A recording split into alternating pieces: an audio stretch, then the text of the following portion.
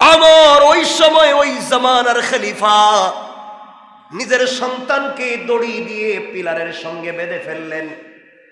নামাজের সালাম ফিরাবার আগে, নামাজ শুরু হওয়ার আগে মুসল্লিদেরকে বলছেন, শোনো মদিনার মানুষেরা, নামাজের পরে একটা হদ আছে, একটা বিচার আছে, তোমরা সবাই উপস্থিত থাকবা। হযরতে উমর ফারুক রাদিয়াল্লাহু তাআলা আনহুর স্ত্রী দৌড়াইয়া দৌড়াইয়া স্বামীর পায়ে ধরে বলছেন, স্বামী আমার ছেলেটা মরে যায়, আর আপনি আঘাত করবেন না, মরে যাবে। আমি একটা বেতের বদলা আমি একটা উট আল্লাহর রাস্তায় দান করব। যতগুলা বেত্রাঘাত বাকি আছে প্রত্যেকটার বদলে একটা উট আল্লাহর রাস্তায় দিব। এরপরেও আমার ছেলেটাকে আপনি ছেড়ে দেন। আমার স্ত্রীকে ঝাড়ি দিয়া ফেলে দিয়া ডাক দিয়া বলতেন, ওরে নিয়ে যাও বাড়িতে। এই বলে সিজদায় পড়ে আল্লাহকে ডাক দিয়া বলছেন, আল্লাহ, খলিফাতুল মুসলিমিন আমিরুল মুমিনিন হযরত ওমর ফারুক রাদিয়াল্লাহু তাআলা আনহুর ছেলে, যার নাম ছিল আব্দুর রহমান, যার পরিচিতির নাম শোনা যায় আবু শাহমা নামে, রাদিয়াল্লাহু তাআলা আনহু, যার নাম ছিল আব্দুর রহমান, মানুষ চিনে আবু শাহমা নামে। তিনি মিশরে বসবাস করতে লাগলেন। ওই সময় মিশরের গভর্নর ছিলেন আমর ইবনুল আস রাদিয়াল্লাহু তাআলা আনহু। কথাগুলা ভালো করে শুনবেন, বিভিন্ন ভাবে বর্ণনা পাওয়া যায়। হযরতে আবু শাহমা রাদিয়াল্লাহু তাআলা আনহু তিনি একদিন নাবিজ পান করে ফেলছেন। নাবিজ বলা হয় আগের দিন সন্ধ্যার সময় তাজা তাজা পাকা পাকা খেজুর গোলা দুধের মধ্যে রেখে দেয়, পরের দিন সকালবেলা পান করে। দুধগুলা এই খেজুরের রস টেনে টেনে দুধগুলা লাল হয়ে যায়। এগুলা খেতে বড় দামি, এগুলা খেতে বড় ভালো লাগে, এটা গুনাহ নয়, এটা উত্তম। আগের দিন যদি পাকা তাজা তাজা খেজুর আপনি দুধের মধ্যে ভিজাইয়া পরের দিন সকালবেলা খান, আপনি বডিতে এমন শক্তি পাবেন যা 50 লাখ টাকার অ্যান্টিবায়োটিক খাওয়ার পরে ওই শক্তি পাবেন না। কিন্তু আল্লাহ রসুলের বিধান হলো যদি খেতেই হয় আগের দিন ভিজাইয়া পরের দিন সকালেই খাওয়া লাগবে, দেরি করা যাবে না। একদিন যদি দেরি হয়ে যায়, 2 দিন যদি দেরি হয়ে যায়, মাতলামি চলে আসতে পারে, এর ভিতরে সুক্কার চলে আসতে পারে, নেশা চলে আসতে পারে। আল্লাহ রসুল নিষেধ করেছেন, এরপরে কিন্তু খাওয়া যাবে না, ওই সময় খেতে হবে। আমর ইবনুল আস রাদিয়াল্লাহু তাআলা আনহু মিশরের গভর্নর। এমন সময় আবু শাহমা তিনি ওটা খেয়েছেন, হালকা মাতলামি হয়েছে। আমর ইবনুল আস জানতে পারলেন, তিনি তাকে 40টা বেত দিলেন। কতটা বেত? কথা বলেন। এই গোটা দুনিয়ার অর্ধেকের খলিফা, এই গোটা দুনিয়ার অর্ধেকের বাদশাহ হযরত ওমরের ছেলে, তাকেও তিনি 40টা বেত্রাঘাত লাগাইয়া দিলেন। 40টা আঘাত করেছেন, কোনোভাবেই তাকে ছাড় দিলেন না, কারণ আল্লাহর বিধান কায়েম করতে হবে। এই ঘটনা ঘটার পরে হযরতে আমর ইবনুল আস রাদিয়াল্লাহু তাআলার পত্র লিখলেন ওমরের কাছে, ওমর, তোমার ছেলে এমন কাজ করছে, আমি তারে 40টা আঘাত করেছি। হযরত ওমর এই পত্র পাওয়ার পরে গরম হয়ে গেলেন। তিনি আবার চিঠি পাঠাইয়া দিলেন, দূত পাঠাইয়া দিলেন, যাও আমর ইবনুল আসকে জানাইয়া দিবা আমার ছেলে আবু শাহমাকে যেন মদিনায় ডেকে পাঠাইয়া দেয়, আমি বাবা দেখব সন্তান কি করেছে। মনে রাখবেন, হযরত আমর ইবনুল আস গভর্নর, তিনি একজন ডিসি, তিনি বিচার করে দিয়েছেন। ওমরে ফারুকের দরবারে হযরতে আবু শাহমা হাজির হয়ে গেলেন। হযরত ওমর জানতে পারলেন ছেলের মুখের মধ্যে দুর্গন্ধ হয়েছে। ডাক দিয়া বললেন, তুমি কি খেয়েছো? সন্তান বলছে, বাবা কসম করে বলি আমি মদ পান করি নাই, আমি শুধুমাত্র নাবিজ খেয়েছি, নাবিজ পান করছি, আগের দিন ভিজাইয়া পরের দিন খাইছি। হযরত ওমর বলছেন, তাহলে তো দুর্গন্ধ হওয়ার কথা ছিল না। তাহলে তো মাতলামি হওয়ার কথা ছিল না, তুমি আমার ছেলে হয়ে তুমি এমন কাজ কেন করতে পারলে? এই কথা বলে সন্তানের কলার ধরলেন। ওমরের মতো মানুষ আল্লাহু আকবার বলেন, আরো জোরে বলেন। কলার ধরলেন, টান দিয়ে মদিনায় মসজিদে নিয়ে গেছেন। মসজিদে গিয়ে মসজিদের পিলারের সঙ্গে তার সন্তানকে বেঁধে দিলেন। ওমর ওই সময় ওই জামানার খলিফা, নিজের সন্তানকে দড়ি দিয়ে পিলারের সঙ্গে বেঁধে ফেললেন। নামাজের সালাম ফিরাবার আগে, নামাজ শুরু হওয়ার আগে মুসল্লিদেরকে বলছেন, শোনো মদিনার মানুষেরা, নামাজের পরে একটা হদ আছে, একটা বিচার আছে, তোমরা সবাই উপস্থিত থাকবা। আমার বন্ধুগণ, হযরত ওমর সালাতের ইমামতিতে দাঁড়িয়ে গেলেন। রাগে ওমরের মতো মানুষ বাঘের মতো ফুসফুস করে। মদিনার মানুষেরা মসজিদে নামাজ পড়তে আসে, এসে দেখে হযরত ওমরের ছেলে আবু শামা পিলারের মধ্যে বাঁধা কাঁদতেছে। কেন, কি করছে? সবাই বলছেন, ওমর তো একজন তো বিচার করে ফেলছে, শুনলাম আমর ইবনুল আস 40টা বেত্রাঘাত করছে, তাহলে আবার তারে বাঁধছে কেন? একজন বলছে ওমর নিজের হাতে আবার হয়তো বিচার করবে, আর একজন বলছে প্রেসিডেন্টের ছেলে, বিচার তো করাই যাবে না, ছেড়ে দিবে। কারণ প্রেসিডেন্টের ছেলেকে তো বিচার করা যায় না। বাংলাদেশে রিক্সাওয়ালার এক আইন, ঠেলাওয়ালার এক আইন, প্রেসিডেন্টের ছেলের এক আইন। এই জন্য এই দেশে চুরি চামারি বেড়ে যায়। সকল নাগরিকের জন্য যদি এক আইন হয়ে যায়, চুরি করলেই যদি ইসলামের বিধান কায়েম হয়ে যায়, জিনা করলেই যদি ইসলামের বিধান কায়েম হয়ে যায়, আর কেউ দর্শন করার জন্য হাত বাড়াবে না। ঠিক কিনা বলেন? আমার বন্ধুগণ, কথাগুলো দিল দিয়ে শুনে কি বলতে চাই। ওমর সালাম ফিরালেন। এমন সময়ে সালাম ফিরিয়ে বলছেন, শোনো, আমার ছেলে নাকি মদ পান করেছে, আমি শুনেছি, তার মুখে দুর্গন্ধ হয়েছে। আমর ইবনুল আস 40টা বেত্রাঘাত করে তার বিচার করেছে। কিন্তু আমার ছেলে বলে, আমর ইবনুল আস তো একা একা বিচার করছেন, একা একা পাবলিকের সামনে করেন নাই। ইসলামের বিধান তো একা একা কায়েম করার কথা না, পাবলিকের সামনে হওয়ার কথা ছিল। আমার ছেলে মনে করে, প্রেসিডেন্টের ছেলে মনে করে আমর ইবনুল আস আমার ছেলেকে একা একা বিচার করছে, এটা আমি মানি না। আমার ছেলের বিচার মদিনার সকল নাগরিকের সামনে আবার হবে। আল্লাহু আকবার বলেন। কি ইনসাফ কায়েম করতেছেন হযরত ওমর। চিন্তা করেন নিজের ছেলেকে। আমরা হইলে 100 দর্শন করার পরে বলতাম, আমার ছেলে তো তাহাজ্জুদ নামাজ পড়ে, আমার ছেলে তো এই কাজ করবার কথা না। মদিনার মানুষ আশ্চর্য, ওমর বলে কি বিচার তো হয়ে গেল।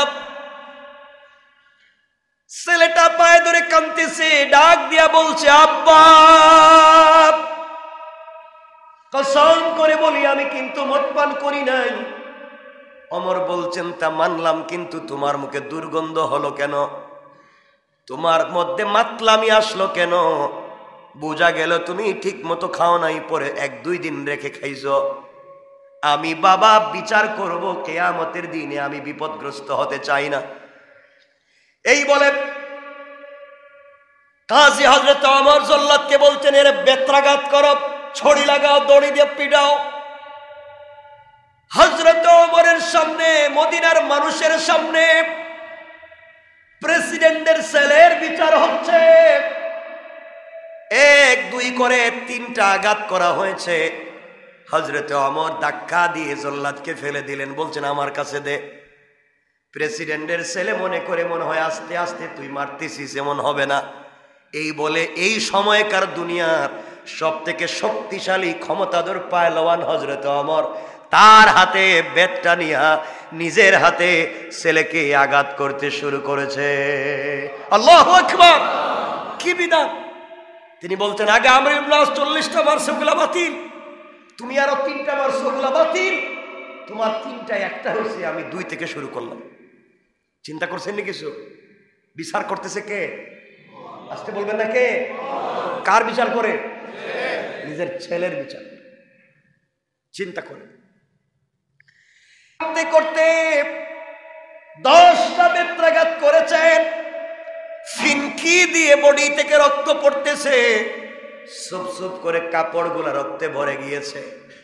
একটু ঘঙ্গানির আওয়াজ করে সন্তান বলছে, আব্বা আপনি আমাকে ছেড়ে দেন, আর মারবেন না, আমি মরে যাব, আর মারবেন না। ওমর বলছেন, তুমি মরে গেলেও আমার আপত্তি নাই, কারণ ইসলামের বিধান দিয়েছেন আল্লাহ, কে মরলো কে বাঁচলো ওইটা আমার ছেলেও কিনা আমি জানতে চাই না, আমি আল্লাহর বিধান জমিনে কায়েম করতে চাই। আল্লাহু আকবার। কি মান, কি ইনসাফ কায়েম করছে। হাই সময়ে হযরতে উমর ফারুক রাদিয়াল্লাহু তাআলা আনহুর স্ত্রী দৌড়াইয়া দৌড়াইয়া স্বামীর পায়ে ধরে বলছেন, স্বামী আমার, আমার ছেলেটা মরে যায়, আর আপনি আঘাত করবেন না, মরে যাবে। আমি এক একটা বেতের বদলা আমি এক একটা উট আল্লাহর রাস্তায় দান করব। যতগুলা বেত্রাঘাত বাকি আছে প্রত্যেকটার বদলে এক একটা উট আল্লাহর রাস্তায় দিব। এরপরেও আমার ছেলেটাকে আপনি ছেড়ে দেন। আমার স্ত্রীকে ঝাড়ি দিয়া ফেলে দিয়া ডাক দিয়া বলতেন, ওরে নিয়ে যাও বাড়িতে। এই বলে সেজদায় পড়ে আল্লাহকে ডাক দিয়া বলছেন, আল্লাহ আমার ছেলে হওয়ার কারণে আমি কিন্তু কমতি করি নাই, বেইনসাফি করি নাই। কিয়ামতের দিনে তুমি আমাকে অপরাধী বানাইয়া আল্লাহর রাসূলের সামনে দাঁড় করাইয়া দিও না। তিনটা বর্ণনা পাওয়া যায়, সংক্ষেপ করে আমরা সামনের দিকে নিয়ে যেতে চাই। কিছু বেত্রাঘাত করবার পরে 20টা 30টা বাকি রয়েছে। হযরতে ওমরের ছেলে আবু শাহমা ইন্তেকাল করেছে। বাবা এমন আঘাত করেছে সন্তানকে, সন্তান জায়গায় মরে গিয়েছে। হযরত ওমর তখন তরতর করে বাঘের মতো কাঁপে, পাবলিককে ডাক দিয়ে বলছেন, ওকে নিয়ে যাও, গোসল করাও। গোসল করানো হলো, কাফন দেওয়া হলো, জানাজার নামাজ হলো। তাকে কবরের ভিতরে হযরত ওমর নিজের হাতে রেখে দিলেন। কবরের মধ্যে নিজের হাতে রেখে দিয়া বেত আবার হাতে নিছেন। আল্লাহু আকবার বলেন, আরো জোরে বলেন। আবার বেত হাতে নিছে, বেত হাতে নিয়া কবরের উপরে একটা একটা করে আঘাত করে, 1 2 করে কবরের মাটির উপর আঘাত করে, আঘাত করে করে যখন পূর্ণাঙ্গ হজ শেষ হয়ে গিয়েছে, সেজদায় পড়ে কান্না করে ডাক দিয়ে বলছে, আল্লাহ আল্লাহ, মরে যাওয়ার পরও তো আমি বেত্রাঘাত বন্ধ করি নাই। আয় আল্লাহ, আমি তার কবরের উপরেও আঘাত করছি, মরে গিয়েছে মনে করে আমি তোমার বিধানকে বন্ধ করে দেই নাই। আল্লাহ, কিয়ামতের দিনে ওমরকে বেইনসাফির আদালতে দাঁড় করাইয়া দিও না। আমার বন্ধুগণ, চোখের পানি ছেড়ে ছেড়ে ওমর কান্দে, আর সন্তানকে এভাবে আঘাত করে মেরে ফেললেন। এটা এক বর্ণনা। আরেক বর্ণনায় পাওয়া যায়, হযরতে আবু শাহমাকে তার বাবা এত আঘাত করলেন, তিনি অসুস্থ হয়ে গেলেন। অসুস্থ হয়ে যাওয়ার পরে তিনি স্বাভাবিক 1 মাস পরে ইন্তেকাল করলেন। 1 মাস পর্যন্ত বেঁচে ছিলেন। অনেকগুলা বর্ণনা আছে। আমরা যে কথা শুধু বুঝাতে চাই, কখন তিনি মরলেন, কি করলেন, এটা নয়। হযরতে ওমর আমর ইবনুল আস বিচার করবার পরেও তিনি মানলেন না। আমি প্রেসিডেন্টের ছেলে বলে তুমি গোপনে বিচার করছো, মানি না। আমার ছেলের বিচার পাবলিকের সামনে হবে। এই জন্য ওমর আবার নিজের হাতে বিচার করে সমাজে জানাইয়া দিলেন, ইসলামের বিধান সকলের জন্য সমান, কে সুইপার, কে রিক্সাওয়ালা, কে বেনওয়ালা, কে রাষ্ট্রপতি, সমান। এই ওমরের মতো একজন ওমরও যদি আজকে বাংলাদেশে দাঁড়াইয়া যায়, পুরা বাংলাদেশের চিত্রটাও পরিবর্তন হয়ে যাবে। ঠিক কিনা জোরে বলেন? চিন্তা করেন কেমনে তিনি কাজ করলেন। এই জন্য আমার বন্ধুগণ, কথাগুলা ভালো করে শুনুন, কি বলতে চাই। কথা মনে পড়ে গিয়েছে, আপনাদেরকে জানাইয়া দেই। দুনিয়ার জমিনে ভালো মানুষ যদি হতে হয়, দুনিয়ার জমিনে আল্লাহর রাসূলের ভালোবাসা নিয়ে যদি কবরে যেতে পারি, এর চাইতে বড় চাওয়া আর পাওয়ার কিছু নাই। যে আমর ইবনুল আসের কথা বললাম, মনোযোগ দিয়ে শুনেন কি বলতে চাই। এই হযরতে আমর ইবনুল আস রাদিয়াল্লাহু তাআলা আনহু তখন মিশরের গভর্নর। মিশরকে তিনি আক্রমণ করলেন। মিশরের গভর্নর হওয়ার আগে মিশরকে ইসলামের দিন কায়েম করার জন্য মিশরে পৌঁছে গেলেন।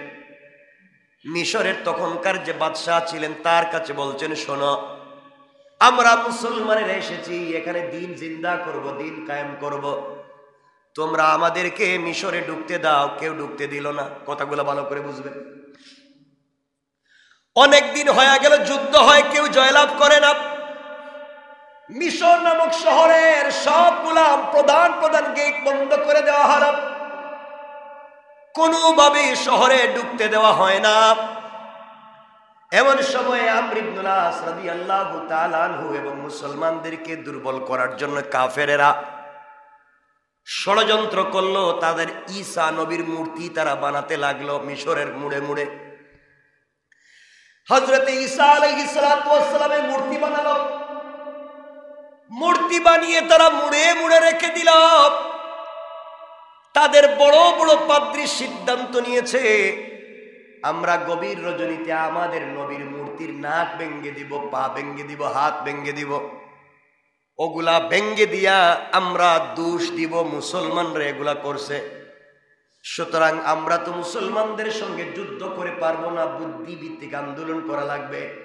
আমরা বলবো, তোমরা আমাদের নবীর নাক ভাঙছো, হাত ভাঙছো, পা ভাঙছো, আমরা তোমাদের বিরুদ্ধে যুদ্ধ করতে চাই না। আমরা তোমাদের নবী মুহাম্মদের মূর্তি বানাবো, আর এইভাবে আমরা মূর্তির নাক ভাঙবো। পড়েন নাউজুবিল্লাহ। তারা চিন্তা করলো মুসলমানদেরকে দুর্বল করা যাবে না, একটাই পদ্ধতি, তাদের নবীর মূর্তি বানিয়ে যদি নাক ভাঙতে যায় তখনই তারা দুর্বল হয়ে যাবে, আর যুদ্ধ করবে না। যেই কথা সেই কাজ। গভীর রজনীতে তাদের বড় বড় পাদ্রীরা তাদের নবী ঈসা নবীর মূর্তির নাকগুলা ভেঙ্গে ফেললো, হাত পা ভেঙ্গে ফেললো। সকালবেলা ঘোষণা করলো, এটা মুসলমানদের কাজ, এগুলা মুসলমানরা এত বড় দুর্ঘটনা ঘটিয়েছে, এত বড় অন্যায় মুসলমানরা করেছে। এগুলা বলবার পরে সকালবেলা মুসলমানদের কাছে খবর এসেছে, সবাই জানাইয়া দিয়েছে আমরা মুহাম্মদের মূর্তি বানিয়ে তাদের নবীর নাক ভেঙ্গে ফেলব। আমর ইবনুল আস দাঁড়িয়ে বলছেন, না না, খবরদার, আমার একজন সৈন্যবাহিনী মুসলমানরা কোন নবীর নাক ভাঙতে পারে নাই, মূর্তি ভাঙতে পারে নাই, এগুলা কোন মুসলমানরা করে নাই, তোমরা নিজেরাই হয়তো করে আমাদের উপরে দোষ চাপাচ্ছ। কোনোভাবেই যখন তারা মানে না, পুরা দেশের মানুষ একত্রিত, কোনোভাবেই যখন তারা কথা রাখে না, কথা মানে না, আমাদের কলেজার টুকরা প্রিয় নবীর মূর্তি বানাবে, নাক ভেঙ্গে ফেলবে, এটাই তারা করতে চায়। আমর ইবনুল আস দাঁড়িয়ে গেলেন, বললেন, শোনো, আমাদের নবীর নাক ভাঙতে হবে না, মূর্তিও বানাতে হবে না। আমি একজন রসুলের পাগলা আশিক, আমার রসুলের উম্মত। তোমরা একজন মৃত রসুলে পাকের মূর্তি বানিয়ে তার নাক ভাঙবে, আমার সহ্য হয় না। কারণ আমরা আশিক রসুল, রসুলকে ভালোবাসি, রসুলের অসম্মান হোক পৃথিবীতে কোনোদিন চাই না। তার চাইতে আমি হলাম মুসলমানদের সেনাপতি। তোমরা চাইলে এর বদলা আমার নিজের নাকটা তোমরা কেটে নিতে পারো। আল্লাহু আকবার। তোমরা চাইলে আমার তাজা নাকটা কেটে নিতে পারো, এরপরেও নবীজির মূর্তি বানাতে দিব না, এরপরেও নবীজির মূর্তি বানিয়ে নাক ভাঙতে দিব না। সবাই কথা মেনে নিয়েছে। পরের দিন সকালবেলা স্টেজ করা হয়েছে, হাজার হাজার মানুষ হাজির। মুসলমান শিবিরে কান্নার রোল পড়ে গেছে, সবাই সিজদায় পড়ে আল্লাহকে ডাক দিয়া বলছে, আল্লাহ, আমাদের লিডার, আমাদের সেনাপতি আমর ইবনুল আসের নাক যদি কাটা যায়, মুসলমান সৈন্যবাহিনী যুদ্ধের ময়দানে দুর্বল হয়ে যাবে, আর তারা যুদ্ধ করতে পারবে না, যুদ্ধেও জয়লাভ করতে পারবে না। আয় আল্লাহ তাআলা, এমন বিপদ থেকে আমাদেরকে বাঁচা। আমর ইবনুল আস কেন এমন সিদ্ধান্ত নিলেন? আমর ইবনুল আস চোখের পানি ছেড়ে সিজদায় পড়ে কান্না করে ডাক দিয়া বলেছে, আল্লাহ, পৃথিবীতে আল্লাহ রসুলকে নিজের মতো করে ভালোবাসতে পারি নাই, নবীজিকে নিজের জীবন দিয়ে ভালোবাসা প্রদর্শন করতে পারলাম না।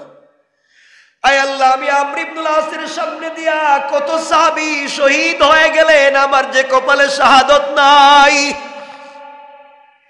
আমি আমার রাসূলকে আমার জীবনের চাইতে ভালোবাসি আল্লাহ। ওরা ইহুদি খ্রিস্টানেরা মিলে আমার নবীজির মূর্তি বানিয়ে তার নাক ভেঙ্গে বেইজ্জত করবে, আমার সহ্য হয় না। এই জন্য আমি ওয়াদা দিয়েছি আমার তাজা নাকটা যেন কেটে নিয়ে তারা প্রতিশোধ নেয়।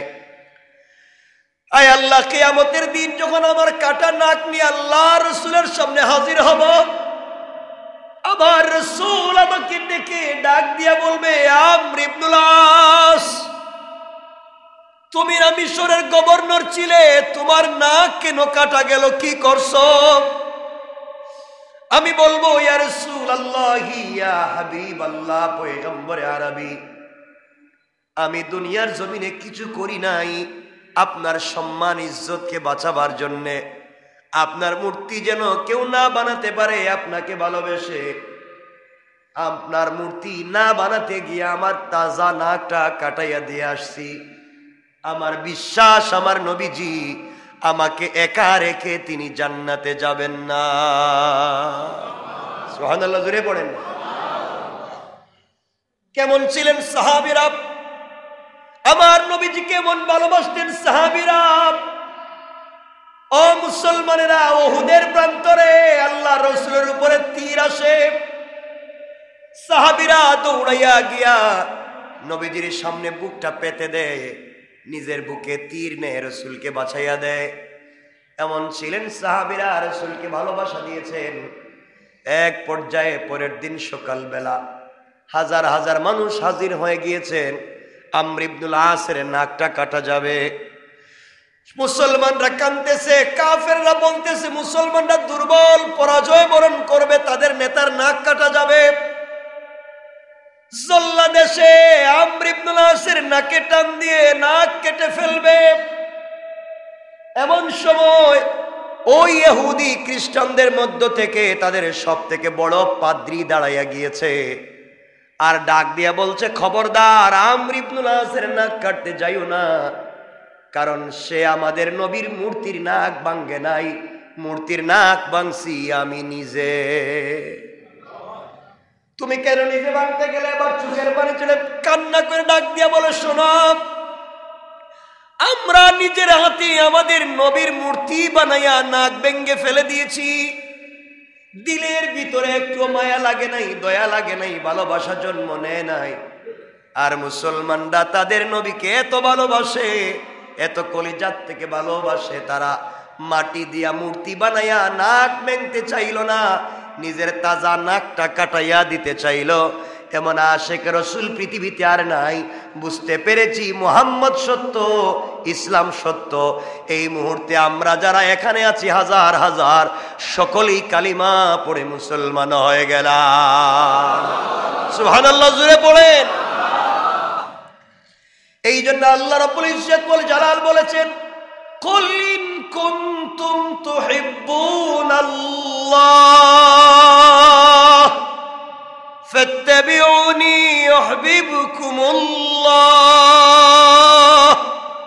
তোমরা যদি আমি আল্লাহকে ভালোবাসতে চাও, তোমরা আমার রাসূলকে মুহাব্বত করো, কারণ রাসূলকে তোমরা যদি মুহাব্বত করো, আমি আল্লাহর প্রতি ভালোবাসায় তৈরি হয়ে যাবে। তোমরা যদি আমার রাসূলকে ভালোবাসো, আমার ভালোবাসা হয়ে যাবে। তোমরা যদি আমার রাসূলকে মুহাব্বত করে দুনিয়া থেকে বিদায় নিতে পারো, তোমাদের কোনো হিসাব হবে না। কিয়ামতের দিনে আমি আল্লাহ তাআলা তোমাদেরকে আরশে আজিমের ছায়ায় রেখে, পর্দার আড়ালে রেখে বিনা হিসাবে জান্নাতের ফয়সালা করে দিলাম। সুবহানাল্লাহ, একটু জোরে বলেন। এই জন্য পৃথিবীতে ইনসাফ কায়েম করা লাগবে। এই পৃথিবীতে যদি আমরা ইনসাফ কায়েম করতে পারি, এই পৃথিবীতে যদি আমরা দিন কায়েম করতে পারি, দুনিয়ার জমি ইনসাফ কায়েম করতে পারি, আল্লাহ রাব্বুল ইজ্জত ওয়াল জালাল বলেছেন, বান্দারে তুমি ভালো করে শোনো, চলার পথে যদি আল্লাহকে, আল্লাহর রাসূলকে তুমি অনুসরণ করতে পারো, দুনিয়ার জমিনে নেক আমল করো, কে তোমাকে গালি দিল, কে তোমার বিরুদ্ধে চলে গেল, এগুলা তোমার দেখবার দরকার নাই। তুমি কষ্ট করে দুনিয়ার জীবনটা কাটাইয়া দাও। কবর থেকে নিয়ে কিয়ামত পর্যন্ত সকল ঘাটের জিম্মাদার স্বয়ং আমার আল্লাহ। সুবহানাল্লাহ জোরে পড়ে, আরো জোরে পড়ে। এই জন্য চলার পথে শুধু সুযোগ খুঁজেন কেমনে জান্নাতে যাওয়া যায়, আর আমরা চলার পথে শুধু সুযোগ খুঁজি কেমনে আরেকজনকে ঠকাইয়া সম্পদের মালিক হওয়া যায়। কথা বলেন না কেন? কেমনে নিজের পকেট বাড়ি করা যায়। মনে রাখবেন, এই পৃথিবীতে সকল পয়সাওয়ালারা, কথাগুলা ভালো করে দেখেন, কোটি কোটি টাকার মালিক। আজকে টাকা আছে, বাড়ি আছে, গাড়ি আছে, কবরে পড়ে আছে, কবরে শুয়ে আছে। একজন মানুষও কোনোদিন খবর নেয় না। এমনও কোটি টাকার মালিক আছে, কবরে পড়ে আছে 30 বছর, তার সন্তানও কোনোদিন যায় নাই। সন্তান একদিন গিয়ে দেখে না বাবা কবরে কেমন আছে। আগের মতোই ফ্যাক্টরি চলে, ইন্ডাস্ট্রি চলে, আগের মতোই তার ঘরের বিছানায় আরেকজন ঘুমায়, আগের মতোই তার চেয়ারে আরেকজন বসে। সে যে নাই এটা কেউ বুঝতেও চায় না, কেউ তারে মনেও করে না। 10-15 বছর পরে চলে গেলে এই সন্তানেরা মনে রাখবে না। এই জন্যে বাবারে, দুনিয়ার জমিনে এগুলার পিছনে না দৌড়াই আল্লাহর পিছনে যদি দৌড়াও, আল্লাহ বলছেন বান্দা পৃথিবীর পাওয়া না পাওয়ার হিসাবকে বাদ দিয়া আমি আল্লাহকে পাওয়ার হিসাব করো। আখিরাতে সবাই যদি ভুলে যায়, আমি আমার বান্দাকে ভুলে যাব না। ওই কেমনে হিসাব কর, কষ্ট হচ্ছে না আপনাদের? কেমনে হিসাব করবেন কথাগুলো শুনেন। হযরতে আলী রাদিয়াল্লাহু তাআলা আনহুর কলিজার টুকরা ছেলে, যার নাম হযরত হুসাইন, হযরতে ফাতেমা রাদিয়াল্লাহু তাআলা আনহার আদরের দুলাল হযরতে হুসাইন। হুসাইন এমন এক ব্যক্তির নাম, আল্লাহ রাসূল বলছেন আল্লাহ যাকে জান্নাতের যুবকদের লিডার বানিয়েছেন। একটু সুবহানাল্লাহ পড়বেন না? আরো জোরে পড়েন। হুসাইন এমন এক যুবকের নাম, যার পা থেকে মাথা পর্যন্ত তাকালে রসুলের চেহারার মতো দেখা যায়। আল্লাহ রসুল বলতেন, ও সাহাবীরা, তোমরা যদি আমাকে দেখতে না পাও, আবার হুসাইনের চেহারার দিকে তাকাও। আমি রসুলরে যেন দেখছো, কারণ আমার চেহারায় যেমন মিল, এই পৃথিবীর সব থেকে মিল রয়েছে হুসাইনের সঙ্গে। হুসাইনের কথা বলার টোনটা আমি রসুলের মতো, হুসাইনের হাসিটা আমি রসুলের মতো, হুসাইনের চেহারাটা দেখতে আমি রসুলের মতো। এই জন্যে আল্লাহর রসুল পৃথিবীতে একজন মানুষের পা থেকে মাথা পর্যন্ত এমন কোনো জায়গা নাই বাচ্চার সময় চুম্বন করেন নাই। একজন মহাপুরুষ, যার নাম হযরত হুসাইন। আল্লাহু আকবার। হযরত হুসাইন, রসুল তাকে এত ভালোবাসেন। হযরত হুসাইন নানারে খুব ভালোবাসতেন।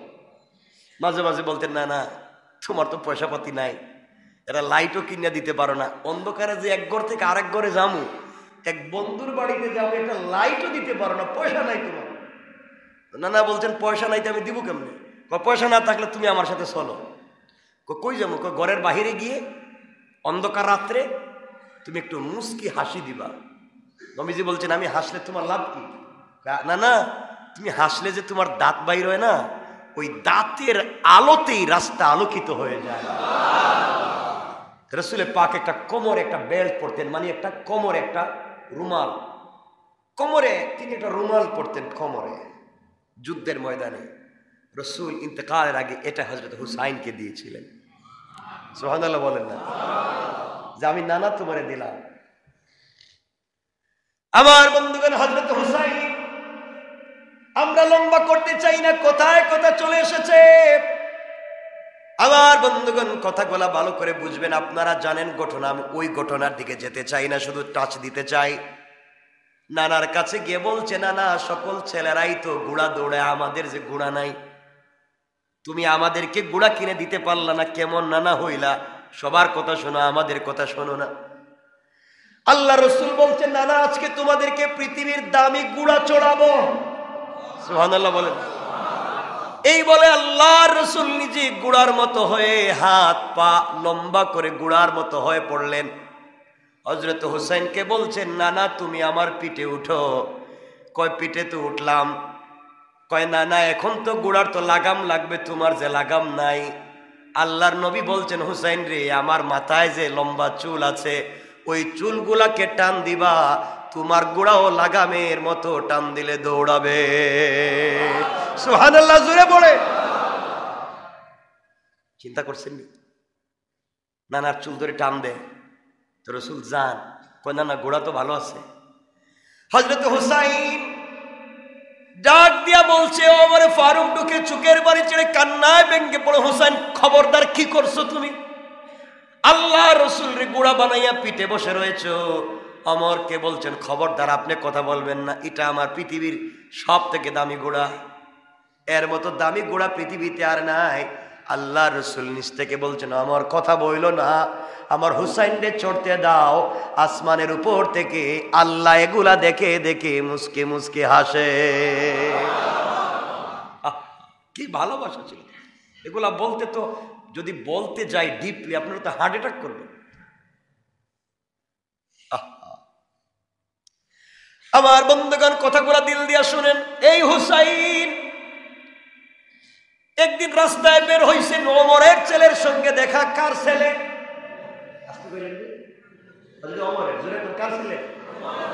নাম আব্দুল্লাহ রাদিয়াল্লাহু তাআলা আনহু। আব্দুল্লাহরে কি একটা ঘটনা ঘটে গেছে হুসাইনের আর আব্দুল্লাহর মধ্যে। আব্দুল্লাহরে ডাক দিয়ে বলছেন, তুমি আমার সঙ্গে এত জোরে কথা বলো, তুমি তো গোলামের ঘরের গোলাম। কি কইছে? আর কিছু কয় নাই, গোলামের ঘরে গোলাম কইছে। আপনারা তো জানুন কে তাই কইয়া ফেলেন, গোলামের ঘরে গোলাম কইছে, কিন্তু এর পিছনে যুক্তি আছে। হযরত ওমর তখন খলিফা। ওমর কি তখন প্রেসিডেন্ট, অর্ধেক পৃথিবীর প্রেসিডেন্ট, আর তার ছেলেরে কইতেছে তুই তো গোলামের ছেলে। আল্লাহু আকবার বললেন না? আমরা হইলে তোর 14 গোষ্ঠীর ফাঁসি দিয়ে দিতাম, ঠিক না? 14 গোষ্ঠীর জিন্দগি শেষ। হযরত ওমরের ছেলে চোখের পানি ছেড়ে বাবার কাছে কান্না করে ডাক দিয়া বলছে, আব্বা, রাস্তায় বাইরে ছিলাম, হযরত আলীর ছেলে হুসাইন আমারে গোলামের ঘরে গোলাম কয়। আব্বা, হযরত আমিরুল মুমিনিন খলিফাতুল মুসলিমিন ওমর বলতেন, সত্যি নাকি? কো সত্যি। হযরত ওমর ছেলেটাকে হাতে নিলেন, ধরলেন, দৌড়াইয়া দৌড়াইয়া আলীর বাড়িতে গেলেন। দরজায় ডাক দিয়ে বলছেন, আলী ঘরে আছো? আলী বলছেন, খলিফাতুল মুসলিমিন, আপনি আমার ঘরে কেমনে না জানাই আসলেন? কয়, আমি এমনি আসি নাই, বিচার নিয়ে আইছি। আপনি আবার কি বিচার? আমার ছেলে বলছে তোমার ছেলে হুসাইন আমার ছেলেরে গোলামের ঘরের গোলাম কইছে। কত বড় কথা! হুসাইনকে ঘর থেকে ডাক দিলেন, বাবা তুমি এই কথা বলছো? আব্বা বলছি, মানে 100 বার সত্য আমি কইছি। আল্লাহু আকবার বললেন। ছেলেও মিথ্যা কথা কর লোক না, কইছি আব্বা সত্য। কেন বললা? তুমি সরি বলো। বলো, আব্বা আমি কেন সরি বলবো, মানে আমি কেন মাফ চাইবো? আমি তো সত্য কথা কইছি। কইছি তো কইছি। আলীর ছেলে না। এমন সময় আব্দুল্লাহ ডাক দিয়া বলছে, আব্বা তুমি বাবা হিসাবে নয়, তুমি খলিফা, এই জন্য তোমার কাছে বিচার দিলাম। কেন আমারে গালি দিল?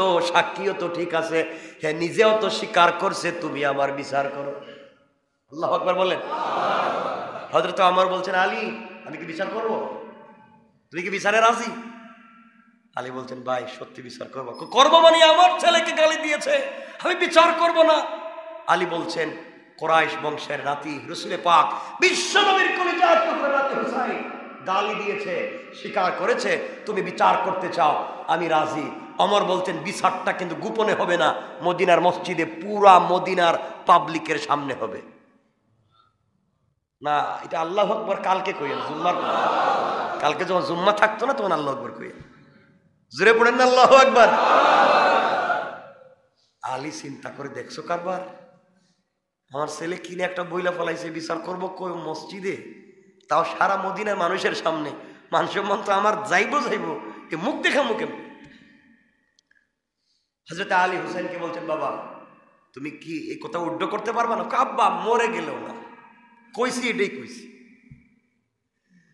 আমার বন্ধুগণ, হযরতে আমার মসজিদে নামাজের আগে ঘোষণা করলেন, একটা বিচার আছে। বিচারটা কিসের? আমার ছেলে আব্দুল্লাহকে গালি দিছে, আলীর ছেলে গোলামের ঘরে গোলাম বলে বিচার হবে? পুরা মসজিদ, পুরা মদিনার মধ্যে তিন পত নীরবতা। ওমর বলে কি, কার বিচার করবে এটা? এটা রসুলের কলিজার টুকরা নাতি, এর বিচার যদি হয় কি আসমান জমিন ঠিক থাকবে নাকি? ওমর বলে থাকলেও বিচার হবে, না থাকলে হবে। আল্লাহু আকবার বলেন না? বিচার তার জায়গায়, ইনসাফ তো ইনসাফ। পুরা মসজিদের মধ্যে মানুষ বসা, হযরতে আব্দুল্লাহ দাঁড়িয়ে বলছে, আব্বা আপনি বাবা হিসাবে নয়, আপনি রাষ্ট্রের খলিফা হিসাবে বিচার দিলাম। আলীর ছেলে হুসাইন আমার গোলামের ঘরে গোলাম কেন বলছে, বিচার করো। পুরা মদিনার মানুষ সাইলেন্ট, পিন পতন নীরবতা, কাঁদতেছে। আহারে ওমর কি বিচার করবে? ওমর দাঁড়াইয়া বলছেন, ও হুসাইন তুমি কি এই কথা বলছো? কোর্টে আজকে ব্যাখ্যা করো, ব্যাখ্যা দেওয়া লাগবে না। কথা বলেন, ব্যাখ্যা দেওয়া লাগে না? হযরতে আলী, হযরতে হুসাইন দাঁড়িয়ে গেলেন, ডাক দিয়া বলছেন, এক নম্বর আপনি আল্লাহর গোলাম, আল্লাহর গোলাম আপনি, আমি জানি, আমি বিশ্বাস করি আপনি আল্লাহর গোলাম। আর আপনার ছেলে, আপনার এই জন্য বলছি গোলামের ঘরের গোলাম, আপনি আল্লাহর গোলাম এটা সত্য, আপনার ছেলেও গোলাম সত্য, এই জন্য গোলামের ঘরে গোলাম বলছে, এটা এক ব্যাখ্যা। আর সবথেকে বড় ব্যাখ্যা হলো, আপনি তো আমার নানার গোলাম ছিলেন। কেমনে? আমি বললাম এই মদিনার মানুষের সামনে আপনি আমার নানার গোলাম ছিলেন না, আপনি আমার নানার গুড়ার লাগাম ধরে ধরে যাইতেন না, আপনি কি আমার নানার ওযুর পানিটা দিতেন না, আপনি কি আমার নানাকে হাত ধরে ধরে মদিনার মসজিদে নিয়ে যাইতেন না, আপনি কি আমার নানার খেদমত করেন নাই? আপনি তো খাদেম ছিলেন, গোলাম ছিলেন। হযরতে ওমর দাঁড়িয়ে গিয়েছেন মদিনায়, পিন পতন নীরবতা। বলে কি করবে ওমর এখন? ওমর আবার বলছেন, হুসাইন আবার ভালো করে চিন্তা করে বলো কি বলছো। চিন্তা করে সাক্ষী দিয়ে এই হাজার হাজার মানুষের সামনে বললাম তুমি আল্লাহর রসুলের গোলাম, এই জন্য তোমারে বলছি গোলামের ঘরের গোলাম, তোমার ছেলেরে বলছি আমি যা বলছি সত্য। ওমর বলছেন, একটা কাগজ নিয়ে আসো, কলম নিয়ে আসো, যা পাওয়া যায় নিয়ে আসো। কাগজ কলম নিয়ে আসলেন। ওমর বললেন, হযরত হুসাইন তুমি লিখে দাও, সত্য যে বলছে এটা লেখো। হুসাইন লিখে দিলেন, আব্দুল্লাহ গোলামের ঘরের গোলাম, তার বাবা ওমর ছিল আমার নানার গোলাম। সুবহানাল্লাহ বলে। এবার হযরত ওমর এই কাগজ হাতে নিয়ে দাঁড়াইয়া দাঁড়াইয়া মদিনার মানুষকে বলছে, ও মদিনার মানুষেরা দেখা যায় এই কাগজে লেখা দেখো, হুসাইন লিখেছে আমি গোলাম, আমি তার নানার গোলাম ছিলাম, আমার ছেলে গোলামের ঘরের গোলাম। এই যে কাগজে লিখে দিছে, এই কাগজটা হাতে নিয়ে আস্তে করে আলীর হাতে দিয়ে দিলেন। আলীর হাতে দিয়া চোখের পানি ছেড়ে কান্না করে ডাক দিয়া বলছে, আল্লাহ।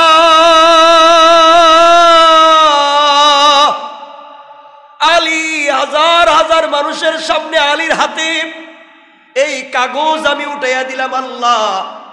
হুসাইন আজকে হাজার হাজার মানুষের সামনে বলছে আমি গোলামের ঘরে গোলাম, আমি রসুলের গোলাম ছিলাম, কাগজে লিখে দিয়েছে। আলী রে, ওই কাগজটা যত্নে রেখে দিবা, আমি মরে গেলে, আমি যখন কবরে আমাকে রেখে দিবা, আমার কাফনের বাজের ভিতরে হুসাইনের হাতের লিখা কাগজটা আমার কবরে রেখে দিবা। আল্লাহু আকবার বলে। ও আলী, তোমার কাছে বলবার আর কিছু নাই ভাই।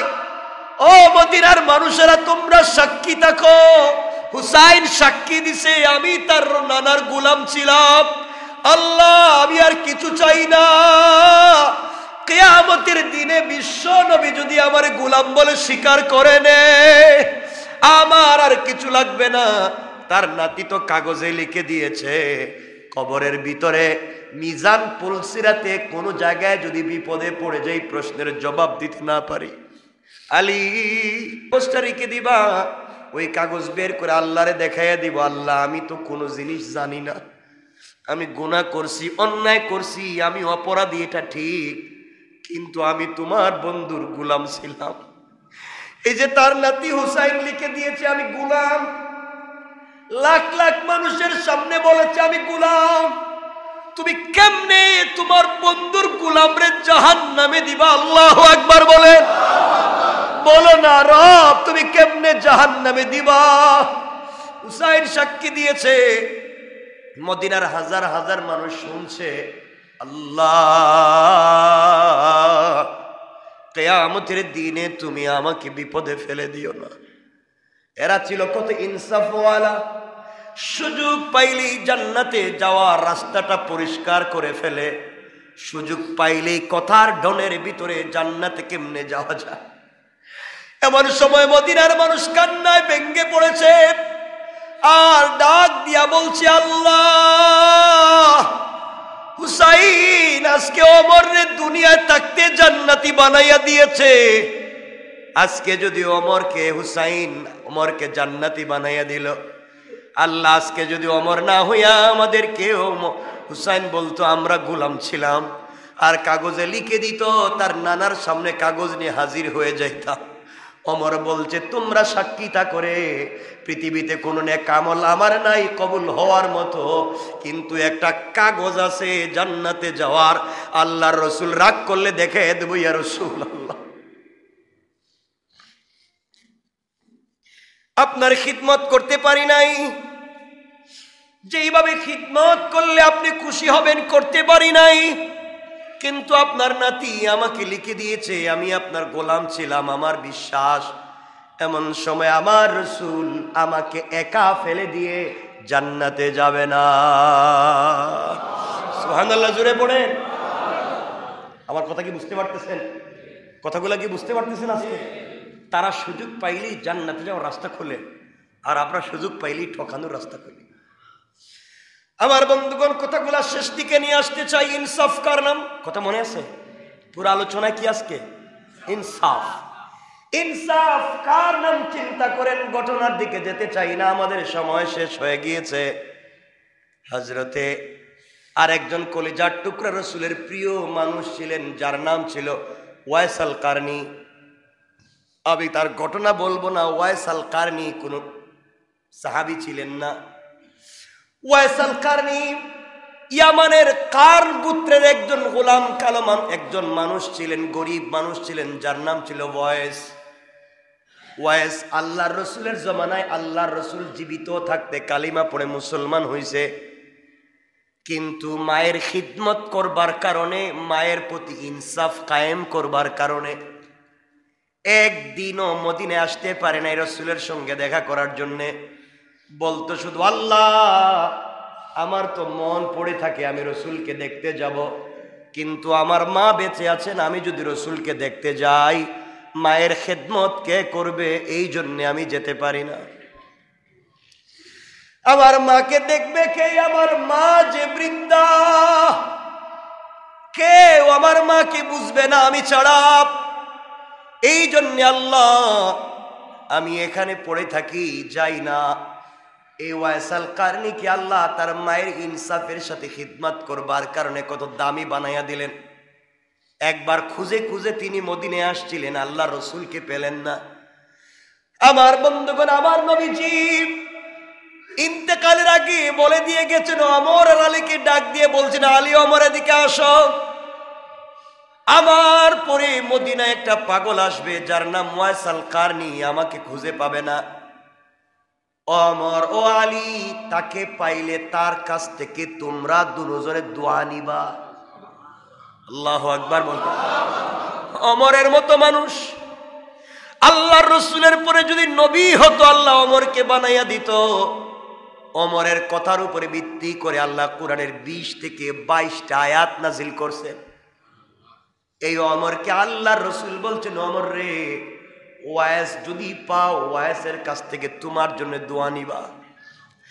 আলী রে বলছেন, আলী ওয়াইস এই পৃথিবীর অনেক দামি, পাইলে তার কাছ থেকে দোয়া নিও। ওয়াইস মায়ের খিদমত করতে গিয়ে আসতে পারলো না, আমার সঙ্গে দেখা করতে পারলো না। এই বলে রসুল নিজের পরনের জুব্বা খুলে ফেললেন, খুলে আলীর হাতে দিয়ে বলছেন, আলী তোমার কাছে আমানত এই জুব্বা দিলাম, আমার ওয়াইস যদি মদিনায় আসে নবীজিরে পাবে না। আমার পাগলা ওয়াইস মদিনায় এসে জানবে আমি নবীজি দুনিয়ায় নাই, কাঁদতে কাঁদতে পাগল হয়ে যাবে। আমার ওয়াইস ওয়াইসের কাছে আমার পরনের জুব্বা হাদিয়া দিবা। আল্লাহু আকবার। আবু বকর ওমরের মতো মানুষ মদিনায় জিন্দা, আর রাসূল হাদিয়া দিয়া যায় একজন পাগলের জন্য। লম্বা কথা আমরা সংক্ষেপ করে দেই। হযরত ওয়াইস আল কারনী তিনি রাসূল ইন্তেকাল করলেন। মদিনায় তখন ওমরের যুগ চলে। ওমর মানুষ হজের জন্য এসেছে মক্কায় মদিনায়। মদিনায় ওমর বলতেন, শোনো, এবার কারা ইয়ামান থেকে আসছো দাঁড়াও। ইয়ামানের সকল হাজিরা দাঁড়িয়ে গিয়েছে। এবার নবীজি বললেন, ইয়ামান থেকে যারা আসছো সবাই দাঁড়িয়ে আছো, এর মধ্যে কার গুত্রের কারা আছো, কারণের তারা দাঁড়াও, বাকিরা বসে যাও। এক লোক দাঁড়ায় রইছে। বললেন, তুমি কে? আমি একজন। কয় যুবক তোমার বাড়ি কই? কই আমাদের কারণে। তুমি কি ওয়াইস আল কারনী নামে কাউরে চিনো? কয় আমার চাচাতো ভাই পাগল। কি কয়? আমার চাচাতো ভাই পাগল। কয় তুমি পাগল বললো, গেল কোথায়? কয় এও আসছিল আমার সঙ্গে হজ করতে। মদিনায় মাটিতে পা দেওয়ার পরে জুতা পায়ে দিয়া মদিনায় হাঁটে না। ওয়াইস জুতা পায়ে দিয়া মদিনায় হাঁটে না, পাগলের মতো কান্দে। আর এদিকে দৌড়াইয়া চিৎকার করে বলছে, ইয়া রাসূলুল্লাহ, তোমার পাগল ওয়াইস মদিনায় আসছে, তুমি নাই। এই বলে ওদিকে পাগলের মতো দৌড়াইয়া চলে গিয়েছে। আর কিছু জানি না।